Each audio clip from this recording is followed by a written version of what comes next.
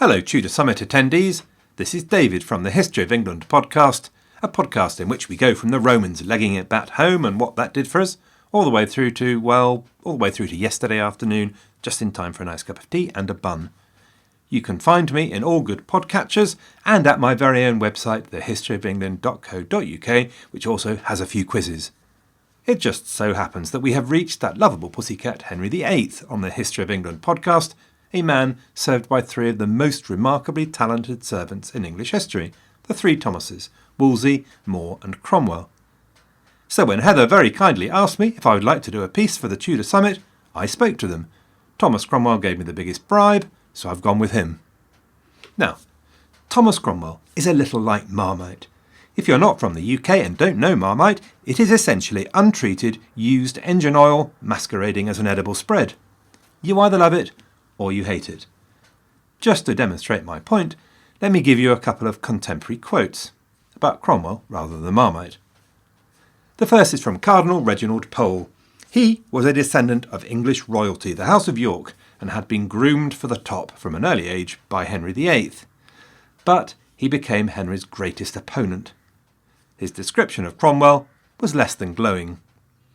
An agent of Satan, sent by the devil to lure King Henry to damnation. It's worth noting that Pole felt it necessary to invoke the Prince of Darkness to explain not only Cromwell's politics, but to explain why such a low-born oik could ever have been in a position of such power that should clearly be reserved for their social superiors like Reginald Pole. Let me then introduce you to one of the architects of the English Reformation, Thomas Cranmer. Now, when Anne Boleyn was executed, Cranmer was horrified and screwed up enough courage to write a letter to Henry in her defence. It is a letter that has been described by critics as rather feeble and cowardly, which is a bit of a hoot, given that as far as we can see, Cranmer was the only person who dared to speak up for Anne in any way at all, and that might include her father. When Cromwell was executed, Cranmer once again did his best to speak up for his friend, for such he seems to have been. He described Cromwell as such a servant in my judgment, in wisdom, diligence, faithfulness and experience, as no prince in this realm ever had. Now, we don't have space for a detailed historiography, but I should add John Fox, the Protestant martyrologist of the later 16th century, who added evangelicalism to the list of Cromwellian characteristics. And so it went down the ages, a broadly negative Catholic story with the tone set by Pole, and a broadly positive Protestant one set by Fox. Sadly for Cromwell, when we get to the 19th century, the radical William Cobbett adds the accusation that Cromwell and the nobility robbed the poor of their monasteries that sustained them, and with the Catholic emancipation movement at the same time, Cromwell's reputation took a firm dive into nasty thug territory, nothing more than Henry's brutal enforcer out to enrich himself by doing his boss's bidding. G.R. Elton then did try to resuscitate Cromwell's reputation in the 1950s. Cromwell looked at the events of the 1530s, put two and two together, and came up with a mastermind called Cromwell, who knowingly engineered a revolution in Tudor government, sweeping away medieval institutions, enriching the king, enabling the powers of central government with a modern bureaucracy, elevating the role of Parliament. However, Elton's thesis has been picked away at, and in general, it's the Cromwell of A Man for All Seasons and Anne of 1,000 Days that stayed in people's minds. Manipulative, brutal, venal and corrupt, relentless. And then we get Hilary Mantel, who really has thrown the cards up into the air. I tried and failed to read the books, but saw the plays and the telly stuff, and really, with Mark Rylance at the helm, it's Cromwell as thoroughly lovable, reasonable, 21st century man fighting the forces of medieval superstition. Interestingly, there's a sort of seesaw with Thomas More's reputation that also goes on. When one goes up, the other comes down. Hence the Catholic Bishop of Shrewsbury's horrified reaction to Mantel's Cromwell. It would be sad if Thomas Cromwell, who is surely one of the most unscrupulous figures in England's history, was to be held up as a role model for future generations. So, what is the real story here? Well, I suspect this will run and run, and the captain's log, star-dated 4153.7, will voice its opinion. Alpha Centauri will be deeply divided on Cromwell's legacy. But there are a few aspects we might like to consider in this brief biography. How far was Cromwell the conscious mastermind of a revolution in government in the 1530s? Was Cromwell just following the king's orders, my lad, or was it in fact Cromwell that drove the bus? Was Cromwell guilty of visiting a tyranny on England with no other interest than enriching himself? Or was he a statesman with a vision based on coherent principles? Was Cromwell genuinely motivated by religious reform, or was it just a cover to grab the wealth of the monasteries? I might mention that you can not only get free podcasts through the History of England, you can also become a paying member and get more, much more. I mention this as a venal, money-grabbing advert in the style of Thomas Cromwell, but also because we've just had a quiz, poll and competition just about Thomas. I will reveal at the end what the members decided. One of the interesting comments was about the impact of Cromwell's father. Because Cromwell's background is absolutely unique in Tudor history, and indeed English political history up to the 16th century. Cromwell's father was a blacksmith, publican, tenant farmer. This is a very lowly background for a chief minister. Now, Cromwell is often compared to Wolsey, whose dad was indeed a butcher, but at least Wolsey came through an accepted path, the church, university. Not Cromwell. Sadly, we know almost nothing about his mother, but his father, Walter Cromwell, comes across as a ducker and a diver, a bobber and a weaver, who is convicted of watering his beer not once, not twice, not 10 times, not 20 times, but 48 times, who was eventually thrown off his rented land for forging his papers. We should bear in mind Philip Larkin's dictum about the influence mums and dads have on their children, should we not? So, Cromwell leaves. He leaves home, he leaves England. Why? Is this because he emulates his father, as thought Eustace Chapuis, the Empire's ambassador, when he said, "Cromwell was ill-behaved when young, and after an imprisonment was forced to leave the country"? Or did he react against his father, leave the family home to find his fortune? If it helps, Thomas Cromwell admitted to Cranmer what a ruffian he was in his young days. What happened next is very much open to conjecture, but it appears that he became a soldier and probably had a brief inglorious career in the French army, experiencing the French defeat at Garigliano. This was no great recommendation of the life military, and so Cromwell jumped ship in Italy. Italy was, of course, the centre of the Renaissance, a soup of the latest religious, literary, political thinking, and the perfect place not only for the English humanist scholar to learn their trade, but for your budding political hegemon and tyrant as well. But the likelihood is that he was actually on the streets in 1504. And one theory is that he managed to convince one of Europe's greatest and richest bankers to trust him and take him in, a man called Francesco Frescobaldi. Now, this was Cromwell's big break. From there, he set up in business in the Low Countries and in England as well, to where he returns at least by 1512. He set up his own legal business, and all of this is self-taught, by the way. Essentially, he became a sort of man of affairs, a combination of Tom Hagen in The Godfather and Winston Wolfe in Pulp Fiction. Cromwell was a man who could get things done, a business agent, lawyer, expediter. Let me give you an example. Off we go then, to the town of Boston, Lincolnshire. The Guild of St. Mary's there made most of its money by speeding souls through purgatory. The guild had a licence from the Pope to sell indulgences.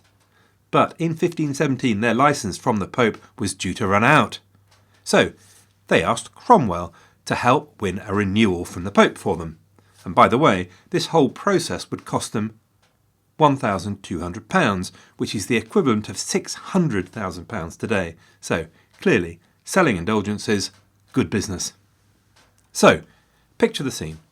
Pope Leo X in all his Renaissance glory, returning from a busy day hunting with the papal court. As they approached Rome, they heard the sound of singing, in a rather unusual style. It was, in fact, something called an English three-man song, about which I know nothing more, except that apparently Shakespeare used one in A Winter's Tale. Leo was intrigued. He liked shiny new things, so he stopped to speak to the group to find out more. And there, attached to the group, was our very own Thomas Cromwell, ready to step forward and seize the moment. But he didn't go straight for the clothes. No, softly, softly catch the monkey. He played his fish a bit more, presenting Leo with a range of English sweetmeats and delicacies, having heard that Leo was partial to a bit of a nibble. "Here are the finest English sweetmeats," he declared, "such as kings and princes only in the realm of England used to feed upon." It worked like a dream. The fish was hooked, landed, gutted, fried. Before the meeting was over, The order had been given, and a papal bull dated the 24th of February 1518 confirmed the St. Mary's Guild licence. From there, Cromwell's business and reputation grew, and his circle of clients with it. His self-taught knowledge and skills were remarkable. He mastered Greek, Latin, French, Italian. He had a detailed knowledge of the Bible, probably drawn from the Latin translation made by Erasmus.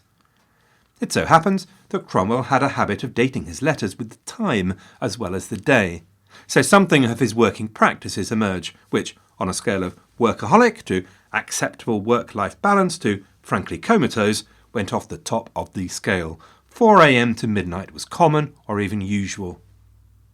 It was doing the trick, though. He acted for nobles and London guilds, often pleading directly to Cardinal Wolsey or the king's household.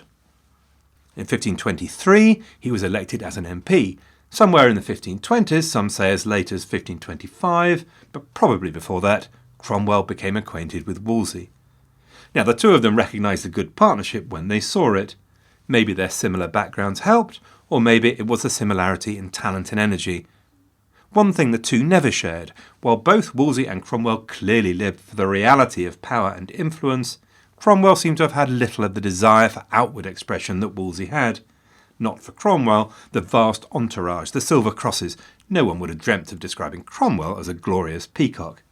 Although the Holbein portrait of Cromwell was made before the height of his power, it's still notable that he's wearing sober, dark colours, represented as though he's a bureaucrat just broken off work for a moment. Cromwell was altogether more businesslike than his mentor.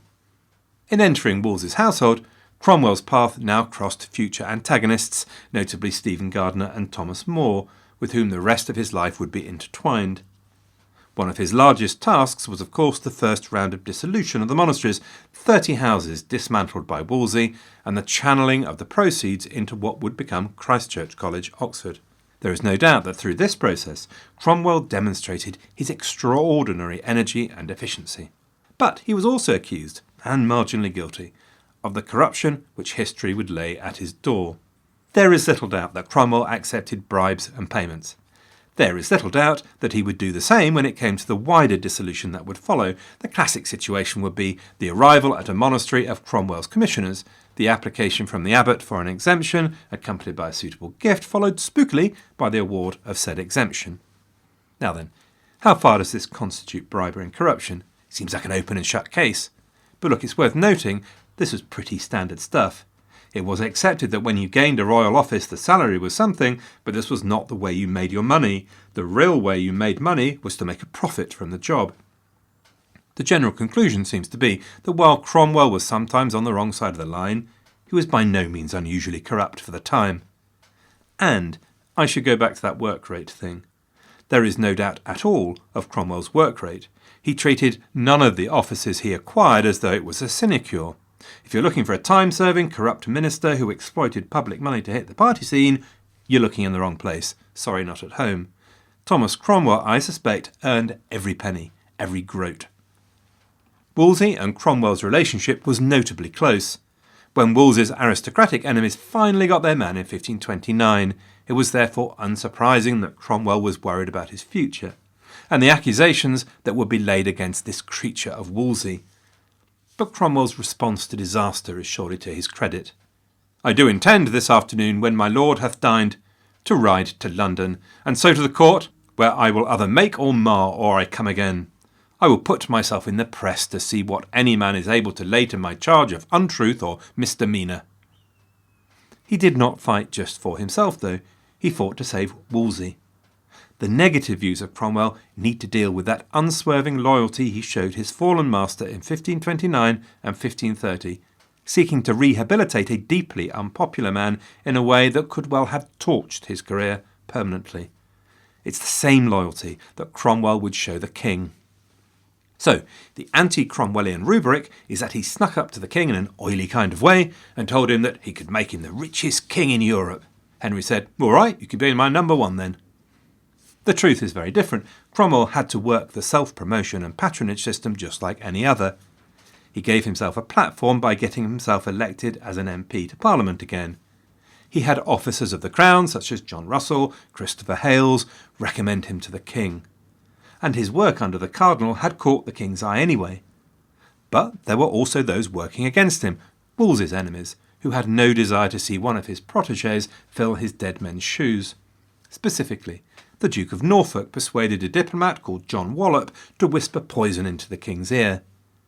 But Cromwell won this round, as he would win many more in the future, and in April 1530 he was elected to the King's Council. If you have a vision of Cromwell's ample buttocks settling comfortably into the indents made by the cardinal's even chunkier cheeks, put that vision from your mind.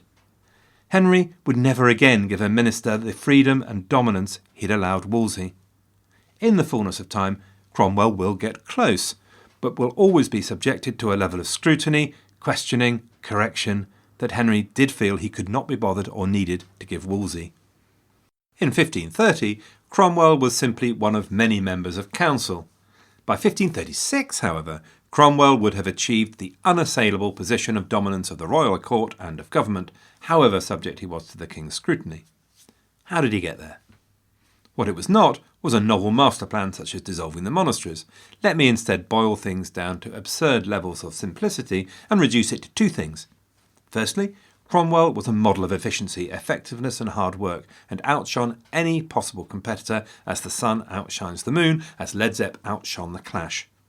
Secondly, Cromwell was a brutally effective politician and player of factional politics, and was prepared to do whatever it took to achieve and hold on to power. Take the king's divorce, marriage and break with Rome. Henry had been struggling to gain his divorce since 1527 and broadly got nowhere.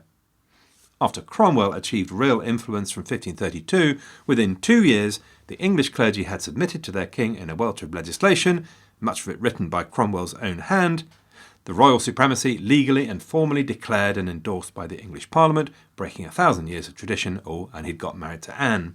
None of this requires us to believe that this was anything other than the king's reformation, with the basic strategy of royal supremacy set by the king. But Cromwell brought a transformation to its implementation. Cromwell's strategy in this was utterly brilliant. Through his use of Parliament and statute law, he took the whole thing out of the realm of academic debate and into the court of law. Once Cromwell had laws created, there was no more need to persuade players of the rights and wrongs. More, Fisher, the Carthusians, didn't have to be defeated by force of academic argument, they simply had to be convicted under law. Cromwell's political approach, meanwhile, was very different to that of Wolsey's. Wolsey stood alone in glorious magnificence as the king's friend. He fell because he allowed his enemies to block his access to the king. Cromwell worked factional politics to gain and maintain power. In gaining power and influence, he initially aligned with the Boleyns. In 1536, as the distance between him and Anne grew, he executed his brilliant and brutal coup, causing Anne and some of the king's closest friends and confidants to be judicially murdered. His particular genius was not just in implementing the orders of his king to destroy his wife. It lay in gaining the support of a conservative faction to carry out his coup, and then destroying their power and removing them as potential rivals almost as completely as the Boleyns. Cromwell would give further example of his ability to play factional politics.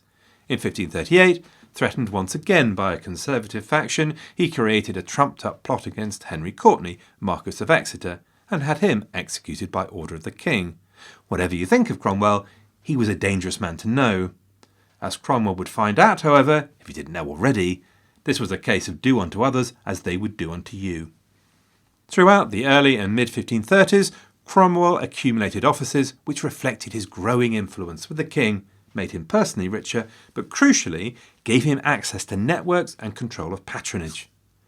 April 1532, Master of the King's Jewel House, Chancellor of the Exchequer, Clerk of the Hanaper. In 1535 he became responsible for all administrative aspects of the English Church as Vicegerent.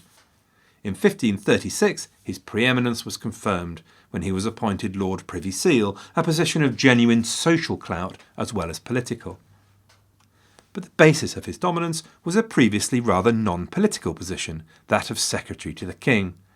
This role gave Cromwell the single most critical thing: unfettered access at any time to the king. He'd learned from Wolsey's experience. We posed the question at the start. Once he'd gained his dominance, Did Cromwell really mastermind a revolution in government? And was he really no more than the king's brutal enforcer? I should start with the point that while today we might see the very idea of the royal supremacy of the church as an absurdity, and look at events like the dissolution of the monasteries, therefore, and condemn them merely as a cynical exercise in greed, things look very different in the 16th century and the role of the king. There was a perfectly reasonable, well-argued European tradition around the concept of the supremacy of princely power over the church, and that the wealth and temporal power of the church was excessive and wrong. Although Reginald Pole condemned Cromwell as a believer in Machiavelli, it's much more likely that Cromwell's thinking was influenced by one Marsilio of Padua, a 14th century Italian scholar who wrote radical works in defence of the imperial authority over the church. Cromwell would refer back to Constantine, the Roman emperor, supreme over both church and state. He would also have been influenced by the concept of commonwealth, the philosophy that emphasised the interconnection of the components of society, with its general health depending on each part knowing its place, playing its part. Top of the commonwealth sat the king, from whom all flowed. My point is, it is too simple to equate the seizure by the crown of the wealth of the church as purely cynical. At the centre of Cromwell's strategy was the belief that endowing the king with the riches of the monastery and the wider church would satisfy the political nation. It would reward their services to the king and state, through them provide for the needs of the poor and for education, provide for the defence of the realm. And Cromwell succeeded in enriching the king in spades. Even accounting for the fact that Henry sold much of the land of the monasteries, royal income increased from around 100,000 a year to somewhere between 200 and 250,000. And of course, while Cromwell would no doubt have hidden his face in his hands with frustration at Henry's profligate selling off of the monastic lands in the 1540s, this did exactly what Cromwell hoped for in another sense. It enriched the political nation. It constituted the largest transfer of wealth before modern times.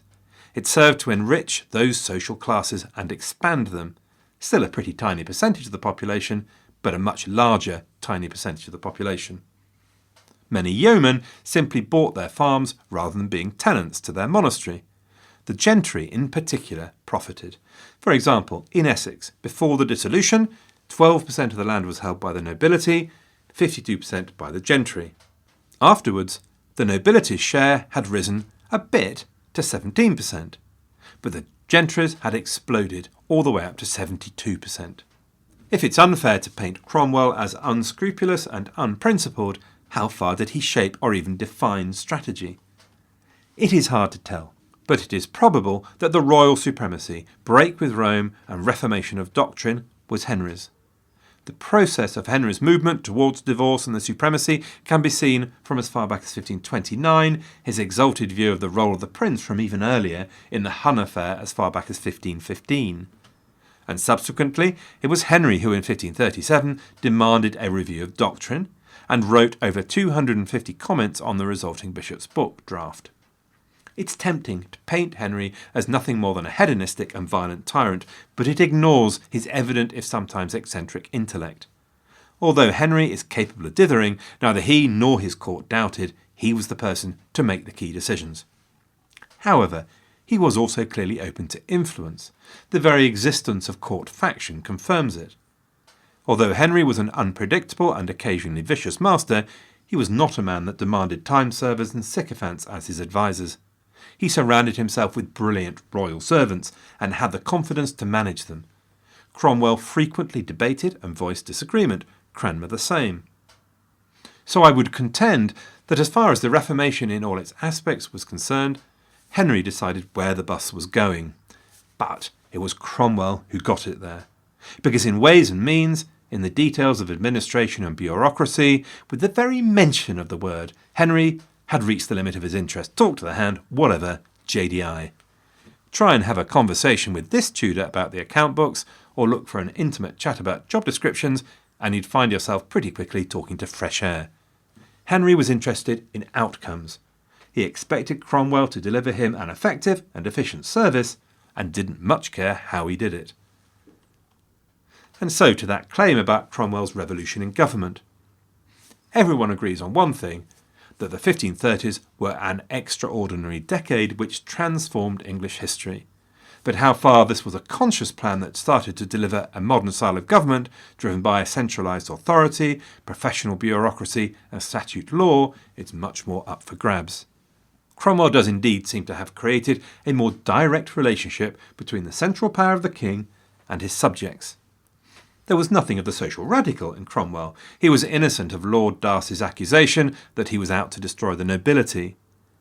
But nor was he content with that medieval and Yorkist idea that it was the nobility and the magnates that represented royal power in the regions.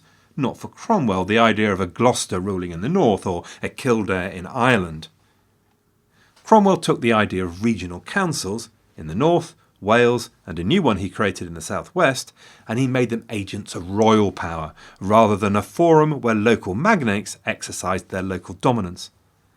In Wales and the north in particular, the regional councils are now run by men of the middling sort, by the gentry and lesser nobility. The power of the Cliffords, the Percys, the Darcys, they're all broken up and sublimated in the north. The Marcher lordships of Wales are broken up and subsumed into 6 new Welsh counties. For the first time since Billy the Conk, the royal writ now runs in the Welsh marches. Central rule also dominated Cromwell's policy in Ireland. The power of the Kildares was broken, and Silken Thomas Fitzgerald, 10th Earl of Kildare, executed in favour of power and rule from the Pale in Dublin. By 1542, Henry VIII had made himself King of Ireland. By the end of Cromwell's period in power, Tudor bureaucracy did indeed look very different. All through the Yorkist and Henry VII years, we have seen the personal household organs of the king, the chamber, increasingly dominate public finance, overriding the traditional departments of state like the Exchequer. By 1540, the growing role of the king's chamber in public finance was definitively reversed and would never resurface. In its place were new ministries, the courts of augmentation and wardship, and Cromwell's own office, the King's Jewel House. Cromwell also believed deeply that the king's government should be blind to social background. Once a man was acting as an official with the authority of royal government, the greatest must submit to the meanest. This is the instinct of the true bureaucrat, the true public servant. It ran very much against the concept of a special role of the nobility, the ability of the magnate to protect his people against the operation of central government and the law, which it is true to say kings had been attacking since Richard II's laws on livery and maintenance. Again, this doesn't mean Cromwell was a social radical, but just like Henry VII, he also saw the potential in a partnership with the middling sort in operating the bureaucracy and the state. For the same reasons as Henry VII, they had more reason to be loyal, they were more dependent on royal patronage to make a living, and so the 16th century continued to be a good time for some level of social mobility in politics. We can see a good example in the King's Council. So, after he had slaughtered Anne Boleyn and her clients, he packed the King's Council with a new type of man. These new men were of a very different hue to the courtiers who had lost their lives or power along with Anne's fall. The new men were people like Ralph Sadler and Anthony Denny. These are men who would ordinarily have been lawyers or merchants, never the courtiers they now became. Finally, in the hunt for the modernising Thomas, came his relationship with Parliament. Now, once upon a time, Parliament was an institution called only when absolutely necessary, and was simply an opportunity to agree taxation, give the king's subjects an opportunity to present petitions, and act as the ultimate court of law. It was the convocation of the church that legislated on moral and church matters. After the 1530s, Parliament legislated on all aspects of religious reform. Statute law was definitively recognised as superior to canon law, and it would have been unthinkable for the later Tudors to rule without Parliament. Cromwell even convinced that supposed tyrant Henry of Parliament's importance. In 1543, Henry himself came down to Parliament, and he announced, "We at no time stand so highly in our estate royal as in time of Parliament, wherein we as head and you as members are conjoined and knit together into one body politic." So, put all of that together and it makes a compelling list, does it not? A bureaucracy that was establishing public offices as superior to the king's personal household, government increasingly peopled by a wider social range, more dependent on and loyal to central authority. A direct relationship between the centre and the regions, turning those old medieval satraps into a service nobility, with regional councils as expressions of central, not regional power. A parliament that was essential to legitimate rule. Good golly, Miss Molly, how could anyone deny a Tudor revolution in government? It's a little harder to believe, though, that all of this followed a plan. Again, in our members' debate, one person advanced the view that Cromwell was deeply pragmatic, and an alternative interpretation is that Cromwell was simply a highly effective minister, of the traditional model, finding solutions to a series of individual problems, albeit informed by a coherent set of principles and belief in the supremacy of the royal power. The idea that Cromwell created a modern, impartial bureaucracy autonomous to the king's household is actually very difficult to maintain. In fact, his very own public servants like Paget and Wriothesley complain that Cromwell cut across bureaucratic protocols, ruling by fiat rather than by process, and that he created confusion rather than order. While Cromwell is there, suddenly the Jewel House becomes the centre of financial management. When he's gone, it resides into obscurity again. This is the importance of the office being defined by the man who held it, rather than an ordered structure. Cromwell certainly never saw the potential for the Exchequer to bring together public finance under one roof, as will ultimately happen. Cromwell bears all the hallmarks of a very hard-working, very effective minister, trying to get things done, cutting corners to do so when required. He doesn't look like a man trying to create a new machine. The new ministries of augmentations and wards have the same characteristic. Departments created to tackle a specific job, not part of a thought-through structure and plan. Parliament's role is certainly enhanced by the 1530s, but then Cromwell, given his philosophy and belief in the law, didn't have much choice but to use Parliament. He had to find a way of involving the political nation in these dramatic changes and legalising the transfer of all those powers from Pope to King. It seems much more likely that the transformation of Parliament's role was an unforeseen outcome. However, it's entirely reasonable to recognise Cromwell's belief in the importance and supremacy of the law, because he made no attempt to take the other alternative route of imposing absolutism, of achieving the royal supremacy purely by royal proclamation and decree. So we end up with an extraordinary decade and an extraordinarily effective and visionary minister, but hardly with a coherent master plan. It's also, of course, important to note that Cromwell had a pretty good hit rate, but he's far from always successful. The Regional Council of the South West, for example, crashed and burned. His reforms in Ireland were doomed to failure, not pushed through hard enough. Not all of his changes were revolutionary, many were simply evolutionary. The regional councils had been established by the Yorkists. His use of the gentry in government was very much a continuation of Henry VII's policy. Now, while Cromwell made no attempt to impose absolutism, both he and Henry have been consistently described as imposing a vicious tyranny on England. And it is difficult to underestimate just how hated Cromwell was by the political and indeed non-political nation at the time as an innovator and social abnormality. I wonder, though, if part of our modern opinion of Cromwell is coloured by the standards of our day. The executions of those who were convicted of heresy on either side of the line look suitably hideous. But then the importance of religious uniformity was deeply held in the 1530s. Many thousands had been slaughtered over the centuries throughout Europe in defence of the idea. Furthermore, the idea of deterrence through vicious legal penalties, not terribly popular today, was absolutely accepted at the time.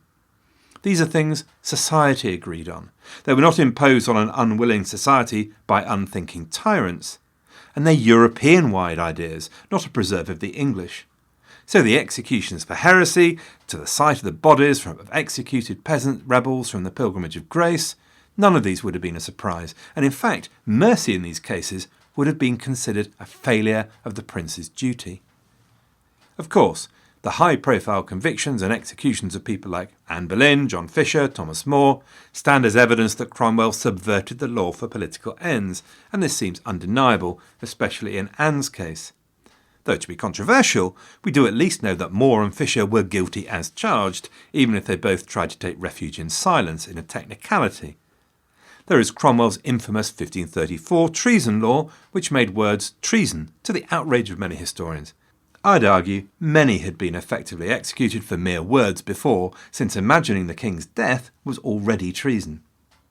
Much is made of Cromwell sitting at the centre of a spy network, buying information from people in the households of the mighty, spying on foreign visitors and ambassadors. Well, those magnates and foreign ambassadors would have been amazed if he had not been doing so. And Cromwell's network was more an informal group of people coming forward to offer information for cash than anything else. My point about all of this is there's an awful lot of sensationalism. Figures fly around about how many died in Henry's reign. However, during the period 1532 to 40, i.e. Cromwell's period in power, the best estimate is that a total of 883 people in England, Wales and Calais came within the compass of the treason laws. Of these, 308 were executed. Now that means that 2/3 were acquitted or pardoned. And of those that were executed, over 200 were in open rebellion against the crown, and nobody in Christendom would have approved of mercy for them. Only 63 people suffered for the new offence of speaking against the supremacy in the Treason Act. There is no doubt that the changes of the 1530s, forced through by Cromwell and Henry, created an atmosphere of fear, suspicion, uncertainty and terror, especially in London. But neither Cromwell nor Henry made any attempt to create absolutism. Cromwell was assiduous in his attempts to convince the political nation of the rightness of his policies, and both consistently used the process of law. In fact, Tudor society was a great believer in law, however heavily influenced some of the outcomes might be, and all convictions went through that process of law. It seemed to me that Cromwell himself articulated his motivations accurately when he wrote, "Yet, in case prayer and gentle entreaty cannot pull and allure you away from the doing of wrong and injury, both to the king and his subjects, I will not fail to advance to the utmost of my power justice, and to see punished with extremity the interrupters thereof, to the example of the others." I'd also argue that far from being motivated simply by a lust for power and wealth, Cromwell was exceptional in the breadth of his dedication to strengthen the Commonwealth. His legislation speaks of a statement with a vision that extended across all aspects of the health of the kingdom. The volume of legislation, much of it drafted personally by Cromwell, is enormous. So, between 1509 and 1531, before Cromwell, 203 acts were passed during 9 sessions of Parliament. By contrast, between 1532 and 1540, when Cromwell was at the height of his powers, there were 333 acts during 8 sessions. And these statutes cover all manner of activities, not just the Reformation that we all know about. They cover trade, social reform, poor laws, price regulation, enclosure, what people could and should wear. The poor laws of 1536 are a particularly important part of this. To modern ears, they are pretty nasty, the amount of whipping involved, and particularly that distinction between the deserving poor, people who for some reason could not work, and what were known as sturdy beggars, those suspected of simply being too idle to work. But again, the context is important. There was no understanding at the time of the economic forces at work in the 16th century, with population growth and an economy not flexible enough to absorb the extra workers. And for the first time, Cromwell's laws acknowledged that the state had a responsibility to make provision for the poor. Previously, it had just been the church and individuals.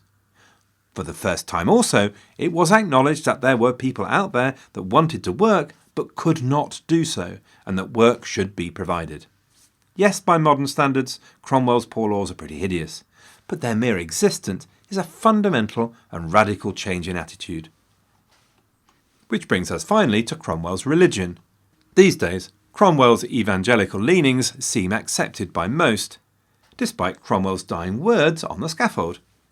"I die in the Catholic faith, not doubting in any articles of my faith, no, nor in any sacrament of the Church."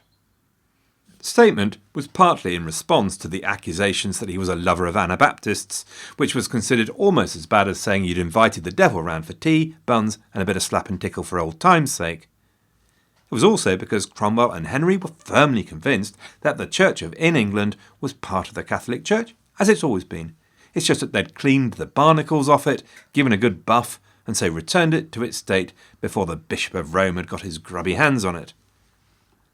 Cromwell makes no explicit statement apart from his scaffold speech about his religious views, but there's too much evidence of his support for reformists and evangelicals to argue he didn't have a deep interest in the ideas of reformers.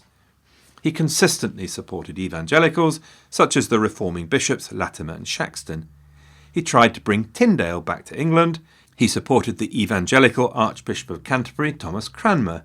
He put an end to Thomas More's heresy hunt through the bishops, once More had resigned as Chancellor.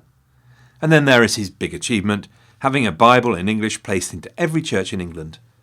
Cromwell's views have been described as a sort of rationalist, humanist belief in reform. The dissolution of England's monasteries, meanwhile, are relevant to both Cromwell's religious views and the accusations of tyranny against him. The destruction of all England's monasteries was an artistic disaster, deeply disruptive to much of the population and resulted in the loss of priceless books and knowledge. But they have to be seen in the context of Cromwell's strategy to enrich the king for the benefit of the wider Commonwealth, in the context that he was not alone in viewing the wealth of the monastic movement as excessive, and that their purpose in supporting pilgrimage and veneration of relics was no longer relevant to religious doctrine as set by the king. Monasticism was also vulnerable to the accusation that it had ceased to be at the centre of spiritual or educational life, and even their charitable activities have been estimated as attracting only around 5 to 7% of their income. It is, though, difficult not to have some distaste for Cromwell's methods. Right up to 1538, he was claiming he had no designs on the larger monasteries, for example. His commissioners reviewing the state of the monasteries showed an unhealthy interest in uncovering shortcomings, though, true enough, did not make things up. They did not make accusations without evidence. But most of all, Cromwell looks dishonest in the preamble to his bills, which make much of diverting the wealth generated into education and the poor, when in fact very little made its way there at all. There is something deeply mysterious about Cromwell's fall from power. Not that it wasn't in the air. By April 1540, the French ambassador had related that Cromwell was tottering, and 1539 had been a rocky year, with that swing from Henry back to support for the religious conservatives. And of course, there was the disastrous affair of Anne of Cleves. But he seemed to have ridden the crisis out. In 1540, Cromwell was made Earl of Essex and Lord Chamberlain, so it seemed he was out of trouble and back in the ascendant. But then, on the 10th of June 1540, he was arrested by Norfolk at the King's Council. I imagine Norfolk could hardly keep the grin off his face. Wolsey gone, another oik laid low. Come on, bring on the next one, and I'll have him too. Cromwell's first reaction was to throw his cap on the floor in frustration and exclaim in exasperation if this was all he got for all the years of service he'd given. It's a nice reaction. Exasperation seems reasonable in the circumstances. Still, the Conservative faction had been trailing Catherine Howard in front of Henry's eyes, and we have, after all, seen with Anne Boleyn that Henry's ability to dissemble was A-grade. I wouldn't have put it past Henry to create Cromwell Earl of Essex just to put him off the scent. Whatever it was, Cromwell was sent to the Tower. During his 3-month wait, he wrote a long letter of explanation to the prince that he had served so well, long and loyally, and his loyal household companion Ralph Sadler bravely smuggled the letter into Henry, but it's not known if he read it. The PS on Cromwell's letter read, "Mercy, mercy, mercy." So exasperation appears to have yielded to terror in the cold light of reality. Let us then return to those 4 questions. I find it difficult to credit the idea that Cromwell set out to transform government knowingly at the start, but nonetheless, as an exceptionally effective minister, his energy and innovation changed England forever. While Henry may have defined the strategy in the Divorce and Reformation, Cromwell influenced his thinking and held complete responsibility for implementation. A rationalist belief in religious reform and a desire to put the word of God within the reach of everyone in England ran throughout his life, alongside in the belief in the supremacy of royal power to enhance the strength of the health of society, the Commonwealth. It's equally impossible to deny that Cromwell had his unattractive side. There is no doubt that when, in his view, the occasion demanded it, he was prepared to let nothing stand in his way, could be utterly ruthless and bend the law if required. His rationalism and logic could lead him to be cold and brutal in rolling over the lives of individuals that stood in his way. He fully shared Tudor society's values that his power and position should bring him privileges and wealth. But he was by no means exceptional in that, and he was most certainly exceptional in the dedicated service he delivered to his master and his country. All of this must be set beside his quite extraordinary achievement in overcoming his background to rise to the pinnacle of power in a deeply hierarchical age. Given that positive view of the man, I shall end with the judgment of J.J. Scarisbrooke, still considered Henry VIII's leading biographer, which is actually even more positive than mine. Far from being the ruthless Machiavellian of legend, Cromwell was a man possessed of a high concept of the state and national sovereignty, and a deep concern for Parliament and the law, an administrative genius, one who may have lacked profound religious sense, though instinctively favourable to some kind of Erasmian Protestantism, but something of an idealist nonetheless. That the 1530s were a decisive decade in English history was due largely to his energy and vision. Well, there we go. I hope you've enjoyed my take on Thomas Cromwell. I'm sure you're aware that other views are available. If you have enjoyed it, you can find many more like it with over 250 episodes available in the History of England podcast and counting, all totally free. And if you then feel like supporting my efforts, or indeed you want even more podcasts, incredible as that may sound, you can become a member and have immediate access to 24 hours worth of Shedcasts and every month a fresh additional 90 minutes or more. The Shedcasts come in a few forms. We're working through a complete history of Scotland at the moment. For example, we've reached 1134 and David I. There are studies of other folks, Thomas More, John Morton, William Tyndale and his English Bible. Or there are just fun topics. The history of the tournament, the practice of diplomacy, English nationalism, the legacy of wills, English place names, fun stuff.